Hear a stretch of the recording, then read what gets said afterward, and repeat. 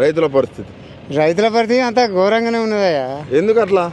ఇప్పుడు ఏది ఆయన లేని వాగ్దానాలు ఇచ్చిండు, అది ఎక్కడికి అందుతలేదు, అందుతలేదు. బస్సు ఫ్రీ అన్నాడు, అది అన్నాడు. ఇక అది ఒక బస్సు ఇచ్చిండు తప్ప ఏది ఏది అవుతలేదు. ఎన్ని ఎకరాలు ఉందా నీకు?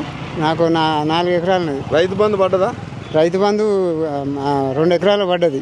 2 ఎకరాలు పడ్డది, మిగతా దాని పల్లె. ఇంకా కేసీఆర్ ఉన్నప్పుడు ఎన్ని ఎకరాలు పడేది? కేసీఆర్ ఉన్నరకు 4 ఎకరాలు పడ్డది. మంచిగా 4 ఎకరాలు పడ్డది. ఎన్నిసార్లు పడ్డది 2 ఎకరాలకైనా? ఇప్పుడు 2 విడతలు పడ్డది. సంవత్సరానికి 2 విడతలు పడ్డది. అప్పుడు ఇప్పుడు ఒకటే విడత వేసిండు. అనంగానంగా ఒక విడత వేసిండు. ఇక మొక్కజొన్న కన్నా రేట్ ఉందా? రేట్ ఏం లేదయ్యా. అందరు దోపిడి రాజ్యం అయిపోయింది. అంతా కొనబోతాన్లు, అన్ని రింపుకుంటాను. మళ్ళీ 3 నెలల తర్వాత మళ్ళీ 2800కు 3000కు అమ్ముకుంటారు. ఓకే. మీ దగ్గర 2200 కొంటాను. 2200, 20, 30 అంతకంటే ఎక్కువ పెడతలేరు.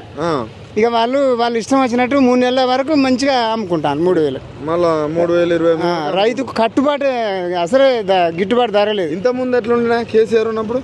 కేసీఆర్ ఉన్నప్పుడు అప్పుడు రేట్లు ఉన్నాయి. అప్పుడు మంచిగానే రేట్లు మంచిగానే ఉన్నాయి. ఇక్కడ మీ ఎమ్మెల్యే మరి కనీసం మీకు వానలు కొట్టినాయి అంటారు, కొట్టకపోయినాయి అంటారు. కనీసం వచ్చిండని ఎమ్మెల్యే ఇక్కడికి రాలే. మాకు చూసిన మొన్న అయితే కొట్టుకపోయిన జోనలు అందరి ఇటు వచ్చిన దిక్కే లేదు.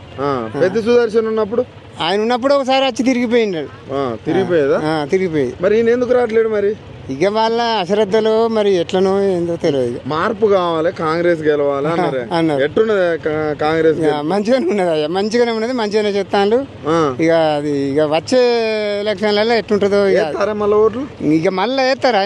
ఇక వేసే పరిస్థితులు లేవు. ఇక ఈ రుణమాఫీలు అన్న అందరికి అయినాయా? రుణమాఫీలు 2 లక్షలు అన్నాడు. ₹1,00,000 వరకే అయినాయి. ఈ 2 లక్షలు ఇంకా కాలే. 2 లక్షలు కాలే. మరి ఆయన స్టేజ్ల మీద అన్ని అయినాయి అంటాడు. ఇక అంటాడు, వాళ్ళ వాగ్దానాలు ఇస్తారు కదా. ఇంకా తులం బంగారం అది ఏది లేదు. ఆడోళ్ళకి 2500 అని అన్నాడు, మహిళలకు అది లేదు, ఏది లేదు. మొత్తానికి 16 నెలల పరిపాలన ఎట్లున్నది రేవంత్ రెడ్డిది? ఇక కష్టంగానే ఉన్నది. అంతా కష్టంగానే ఉందా? ఓకే.